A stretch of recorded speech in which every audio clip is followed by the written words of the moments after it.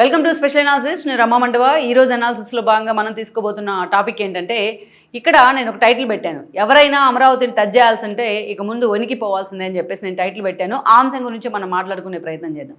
ఇక్కడ అమరావతి రాజముద్రకు సంబంధించి ఒక కీలకమైన స్టెప్ ముందు పడింది ఈ రోజున. ఇక్కడ కేంద్ర కేబినెట్ సెక్రటరీ ఇప్పటికే ఏపీ ప్రభుత్వానికి ఒక ఇన్ఫర్మేషన్ ఇవ్వడం జరిగింది. మీరు అడిగినట్లు అమరావతికి సంబంధించి ఒక గెజిట్ నోటిఫికేషన్ కోసం మేము ప్రిపేర్డ్గా ఉన్నాం. మీరు దీనికి సంబంధించి ఒక డ్రాఫ్ట్ అంతా తయారు చేసి దాన్ని అసెంబ్లీ తీర్మానం చేసి పంపిస్తే మేము దాన్ని ఈ పార్లమెంట్ సమావేశాల్లోనే మేము ఆమోదిస్తామని చెప్పేసి ఆయన ఒక సూచనాప్రాయంగా ఒక నోటిఫికేషన్ అయితే ఒక నోట్ అయితే పంపడం జరిగింది ప్రభుత్వానికి సంబంధించి.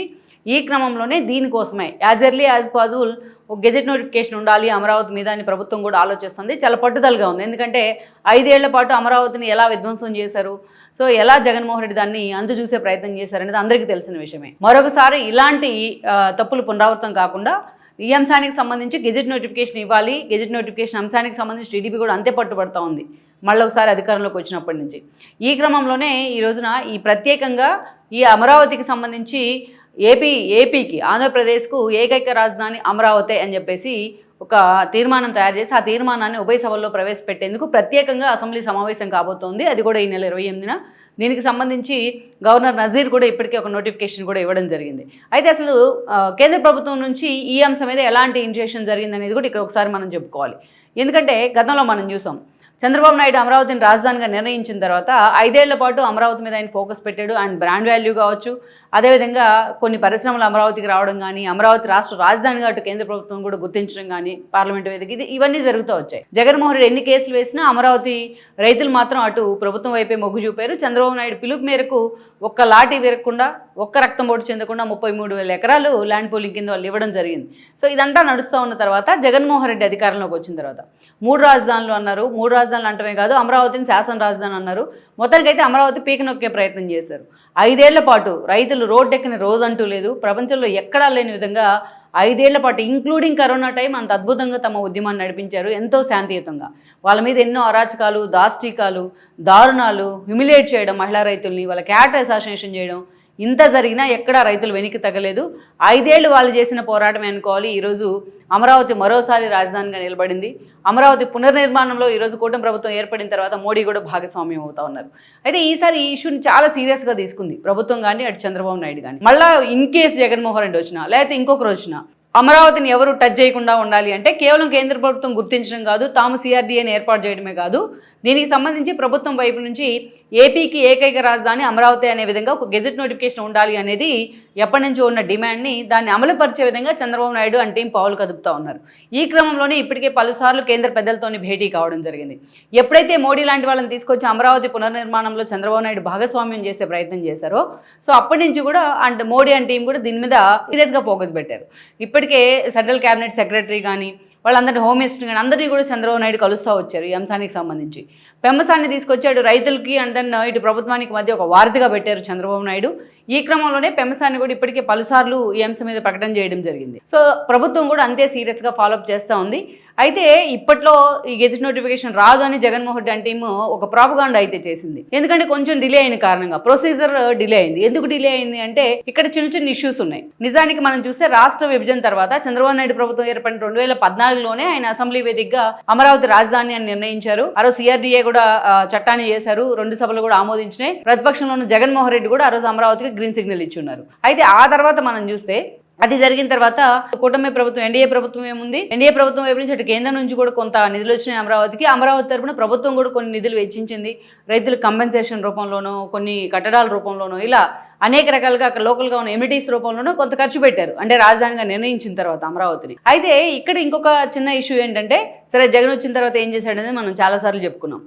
ఎప్పుడైతే రాష్ట్ర విభజన చట్టంలో చాలా క్లియర్గా ఉంది ఏంటి అంటే, 2 రాష్ట్రాలకు సంబంధించి హైదరాబాదు 10 ఏళ్ల పాటు ఉమ్మడి రాజధానిగా కొనసాగుతుంది అనేది ఉంది. మొన్న 2025 జూన్ 2వ తేదీ నాటికి ఇది కంప్లీట్ అయింది. 10 ఏళ్ళు రాజధాని అనే అంశం కంప్లీట్ అయిందనమాట, ముగిసిపోయింది. అదే కాకుండా 2014లో చంద్రబాబు నాయుడు రాజధానిగా నిర్ణయించిన అమరావతిని 2015 అదేవిధంగా అక్టోబర్ 22వ తేదీన మొదటిసారి మోడీ చేతుల మీదుగా అమరావతికి శంకుస్థాపన జరిగింది.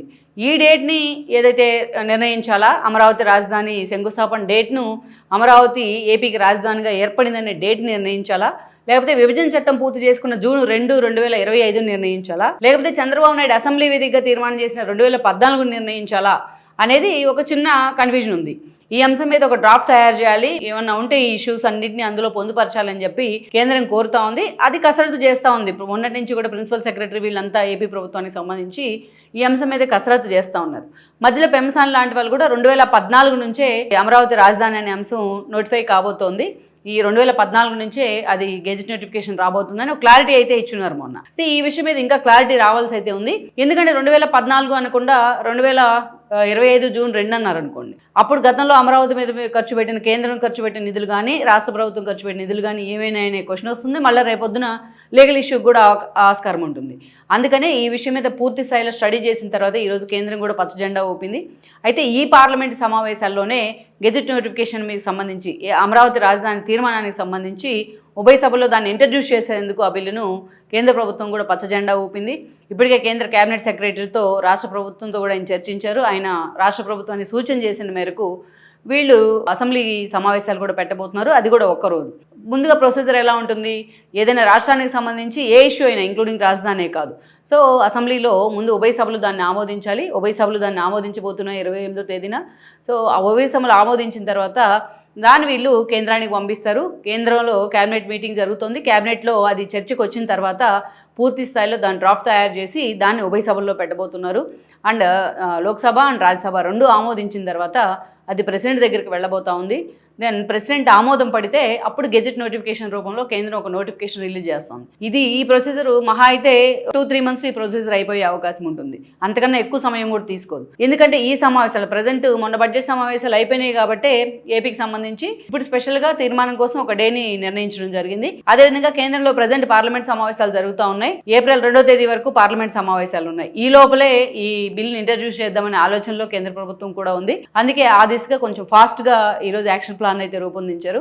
ఈ క్రమంలోనే ఇది అయిపోయి అదే రోజున ఆ తీర్మానాన్ని కేంద్రానికి పంపిస్తారు. కేంద్రానికి పంపిస్తే కేంద్రం కూడా దాన్ని మ్యాక్సిమం ఒక 2-3 సలహాలు ఇస్తుందేమో, మధ్యలో యాడ్ చేసే పాయింట్స్ ఉంటాయేమో. యాజ్ ఇట్ ఈజ్గా ఉభయ సభల్లో కూడా ఇంట్రడ్యూస్ చేయబోతుంది. దానికి కూడా రాజముద్ర పడే అవకాశం అయితే పుష్కలంగా కనిపిస్తుంది మనకి, ఎలాంటి సశభిషలు లేకుండా. సో ఇదే జరిగి గెజెట్ నోటిఫికేషన్ వస్తే జగన్మోహన్ రెడ్డి కాదు, వాళ్ళ తండ్రి కాదు, వాళ్ళ తాతలు వచ్చిన అమరావతిని ఈరోజు కదిలించే ప్రసక్తే ఉండదు. సో అమరావతి ఏపీకి ఏకైక రాజధాని అమరావతి అనేది ఒక రాజముద్ర పడినట్టు అయితే అవుతుందన్నమాట. Please share, like and subscribe R24 Telugu YouTube channel.